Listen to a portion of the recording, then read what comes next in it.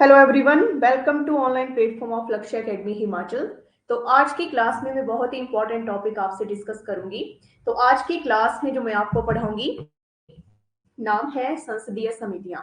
तो आज की क्लास में मैं आपको पढ़ाऊंगी संसदीय समितियों के बारे में। संसदीय समितियां, पार्लियामेंट्री कमिटीज,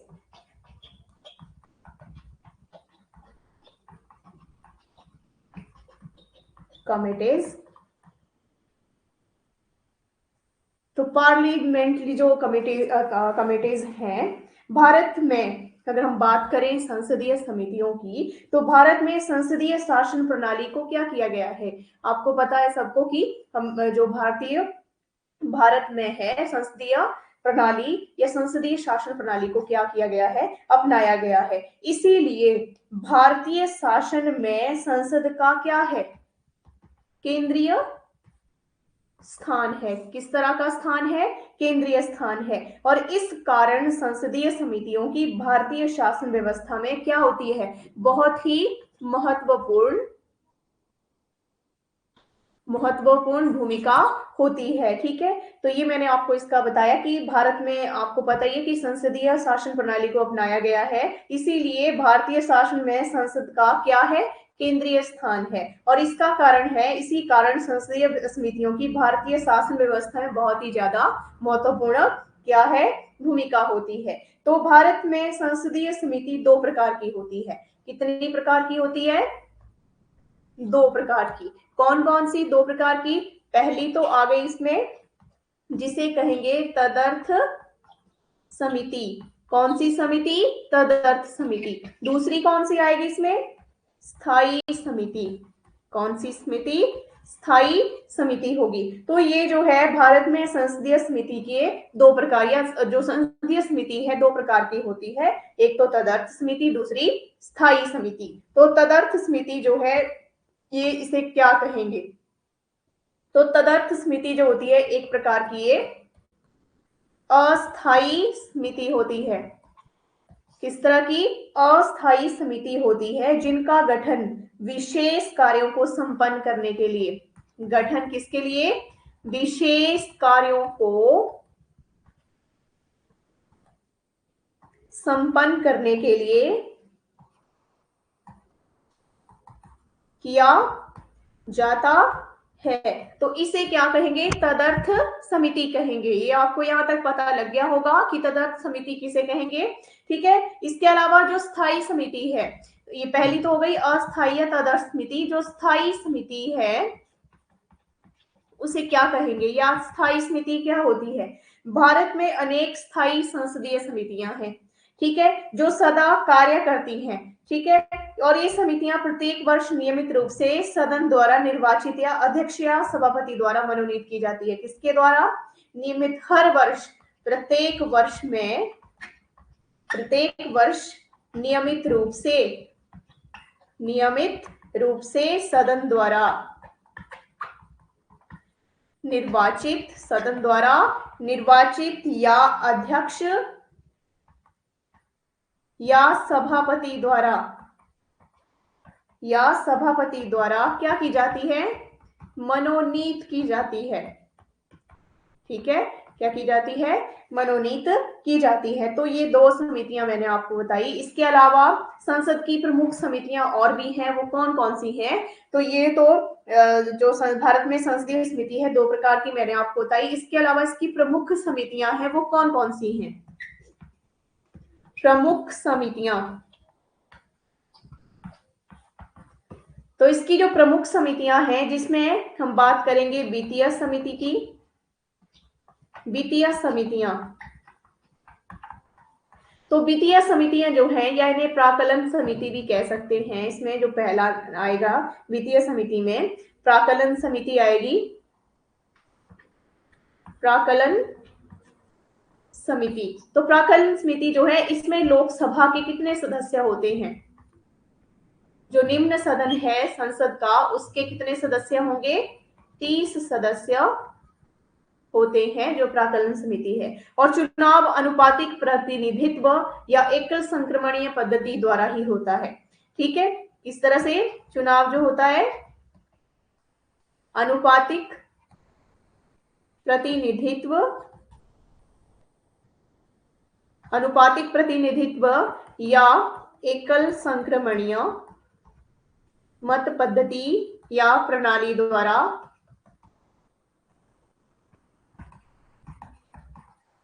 होता है। और इसे स्थायी मितव्ययिता समिति भी कहते हैं। किस तरह की समिति कहते हैं? इसे स्थायी मितव्ययिता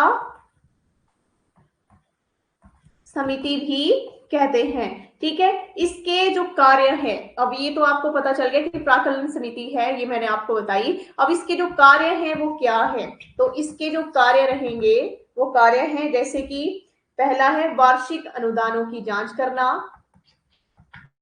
वार्षिक अनुदानों की जांच करना, ठीक है। और इसके साथ कुछ सिफारिशें भी हैं इसकी। तो सिफारिशें क्या हैं? जैसे कि सिफारिशें हैं खर्च कम करने के लिए, खर्च कम करने के लिए व प्रशासन में सुधार, प्रशासन में सुधार लाने की सिफारिश। दूसरी वैकल्पिक, दूसरी सिफारिश क्या आएगी? वैकल्पिक नीतियां तैयार करती है, वैकल्पिक नीतियां तैयार करती है। इसके अलावा तीसरी सिफारिश संसद में अनुदान, संसद में अनुदान मांगे रखने के सुझाव, मांगे रखने के सुझाव। चौथी अनुदान की मांगे, अनुदान की मांगे संसद के अनुरूप, संसद के अनुरूप सरकार द्वारा खर्च की गई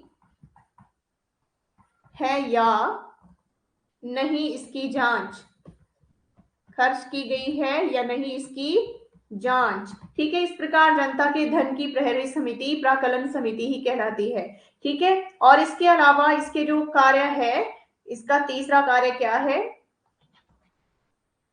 अतिरिक्त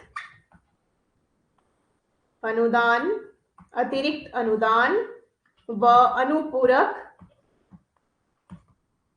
अनुदानों पर खर्च या चर्चा। ठीक है, तो इस तरह से ये कौन सी है? प्राकलन समिति है। वित्तीय समितियों में सबसे पहले मैंने आपको प्राकलन समिति का बताया। यहां तक आपको अच्छे से समझ आ गया होगा।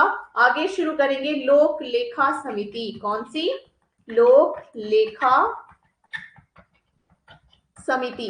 तो लोक लेखा समिति जो है, ये कौन सी समिति है? ये सबसे पुरानी वित्तीय समिति है, सबसे पुरानी वित्तीय समिति है। कौन सी? लोक लेखा समिति। और इसमें लोकसभा के कितने सदस्य? लोकसभा के 15 और राज्यसभा के कितने? 7 सदस्य। कितने? लोकसभा के 15 और राज्यसभा के 7 सदस्य जो हैं वो क्या किए जाते हैं? किस प्रणाली द्वारा? अनुपातिक,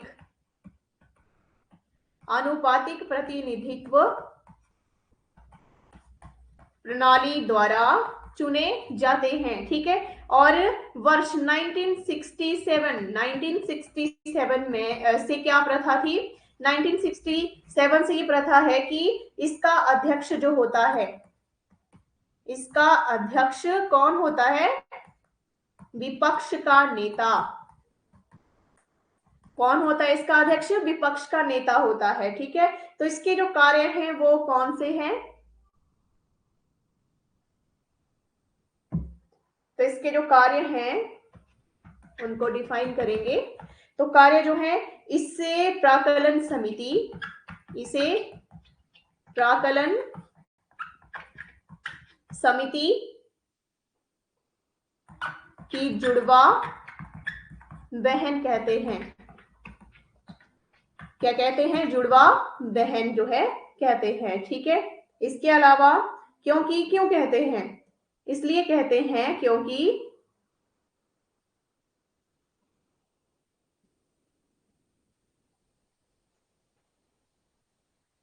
क्योंकि जहां प्राकलन समिति अनुदान मांगों पर चर्चा करती है, वही लोक लेखा समिति सरकारी खर्च के व्यय की जांच करती है। यह क्या करती है? सरकारी खर्च के व्यय की जांच करती है। कौन सी? लोक लेखा समिति जो है। ठीक है।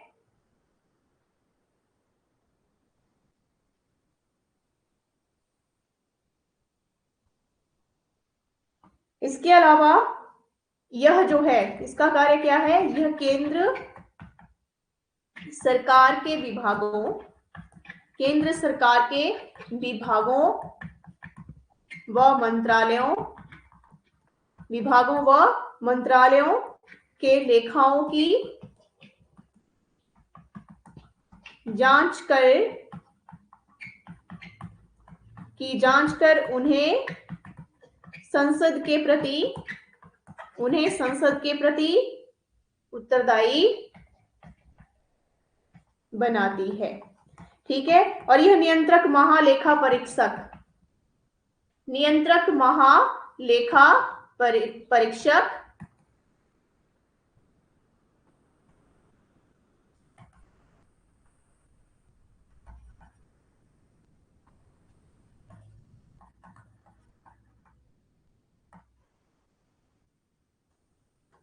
ठीक है। महालेखा परीक्षक की रिपोर्ट के आधार पर भारत सरकार के विभिन्न भागों पर क्या करती है? नियंत्रण रखती है। ठीक है। और नियंत्रक व महालेखा परीक्षक समिति की बैठकों में भाग लेता है और वह इसकी सहायता भी करता है। तो ये इसके कार्य हैं। नेक्स्ट है सार्वजनिक उपक्रम समिति। कौन सी? सार्वजनिक उपक्रम समिति। तो ये जो समिति है, लोक लेखा समिति की तरह इसमें भी लोकसभा के कितने 15 सदस्य और राज्यसभा के कितने 7 सदस्य जो हैं आते हैं। ठीक है। और ये भारत सरकार के विभिन्न सार्वजनिक उपक्रमों पर क्या करती है? नियंत्रण करती है। जैसे कि इसके जो कार्य हैं वो कौन कौन से हैं? तो इसके जो कार्य आएंगे, सार्वजनिक उपक्रमों व उनके लेखाओं की जांच करना। इसके अलावा कार्यकुशलता संबंधी जांच करना और सार्वजनिक उपक्रम नीतियों संबंधी सुझाव संसद में प्रस्तुत करना। ठीक है। तो ये सार्वजनिक उपक्रम समिति के कार्य हैं। नेक्स्ट आ जाएंगी विभागीय समितियां।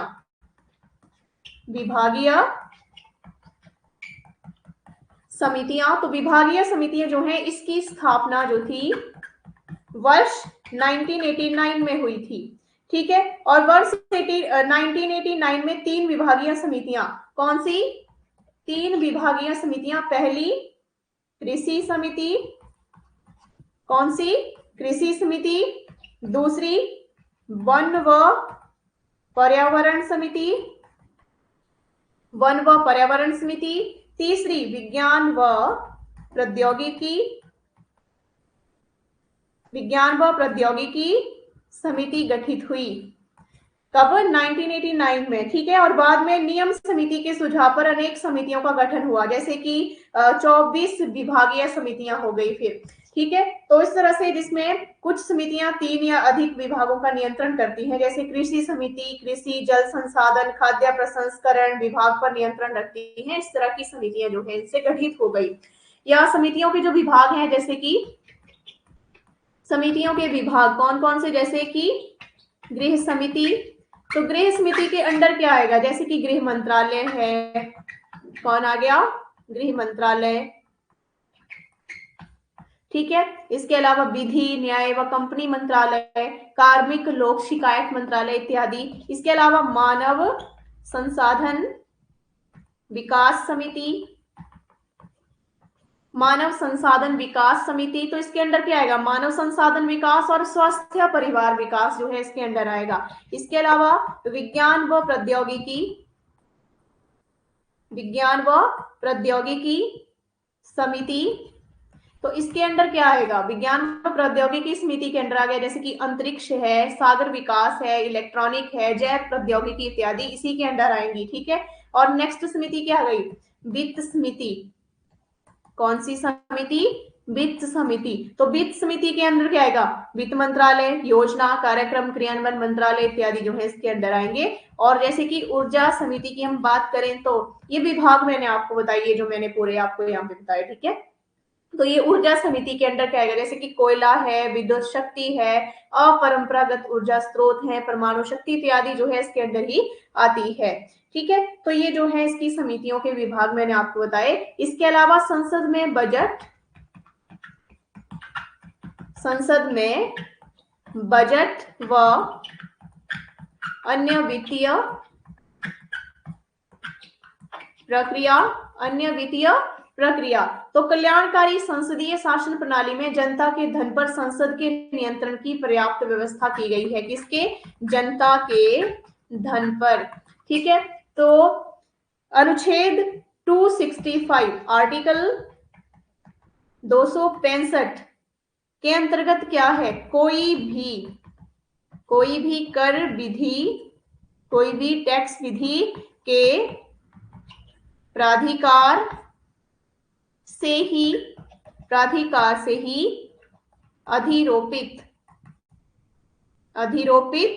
किया जाएगा या नहीं। ठीक है। और अनुच्छेद 266 आर्टिकल 266 के अंतर्गत भारत की संचित निधि, भारत की संचित निधि से धन संसद की अनुमति से ही निकाला जाएगा और विनियोग विधेयक माध्यम से ही धन निकाला जाएगा या नहीं। तो भारत में राष्ट्रपति वित्त मंत्री के माध्यम से प्रत्येक वर्ष बजट संसद में प्रस्तुत करता है। ठीक है। और सामान्यतः बजट फरवरी माह के अंतिम दिवस को रखा जाता है। और ये जो बजट मैंने आपको बताया, तो भारत में जो बजट है, बजट पारित करने की प्रक्रिया क्या है ये आपको पता होनी चाहिए। तो बजट पारित करने की जो बजट पारित करने की प्रक्रिया, तो इसकी जो प्रक्रिया है वो किस तरह से है, जैसे कि इसकी प्रक्रिया जो है, एक पहला तो आ गया बजट पेश किया जाना, बजट पेश किया जाना। तो कैसे, वित्त मंत्री द्वारा, किसके द्वारा, वित्त मंत्री द्वारा जो है बजट लोकसभा में फरवरी माह में प्रस्तुत किया जाता है। कब, फरवरी मंथ में जो है पेश किया जाता है। इसके अलावा दूसरा क्या आ जाएगी, दूसरी प्रक्रिया इसमें आएगी बजट पर चर्चा।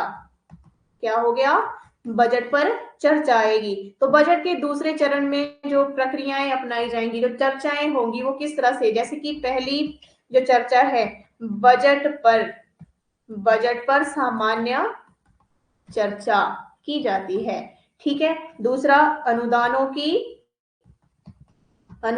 की मांगों पर चर्चा, अनुदानों की मांगों पर चर्चा। इसके अलावा विभागों से संबंधित स्थायी समितियों स्थायी समितियों द्वारा छानबीन, स्थायी समितियों द्वारा छानबीन की जाती है। और चौथी चर्चा जो होगी, गुलोटीन मतलब समापन को बोलेंगे, ठीक है, की प्रक्रिया होती है, समापन की प्रक्रिया, ठीक है। तो इसमें कार्य मंत्रणा समिति किसी मांग विशेष को और बजट सहित अनुदानों की सब मांगों को स्वीकृत करने के लिए समय सीमा निर्धारित करती है।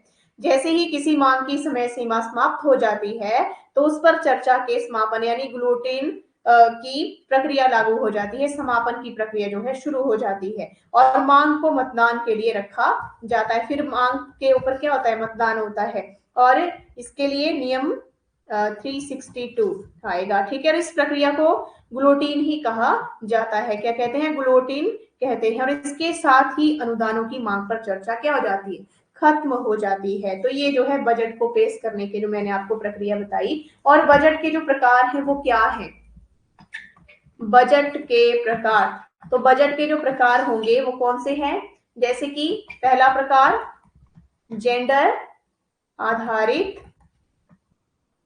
बजट।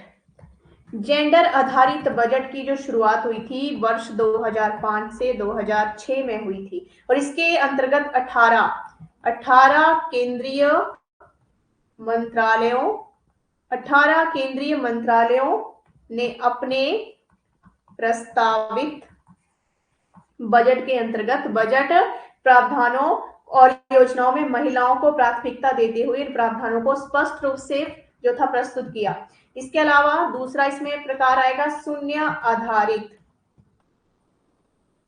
आधारित बजट। तो इस प्रकार के बजट में पुराने कार्य व मद को शून्य मानते हुए योजनाओं पर नए सिरे से विचार किया जाता है। और आउटकम बजट जो है भारत में 2005 से 2006 में 44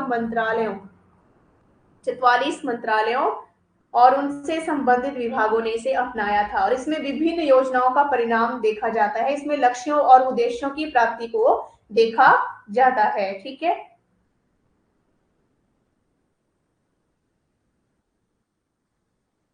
तो ये जो है इसके बजट के प्रकार हैं, ठीक है।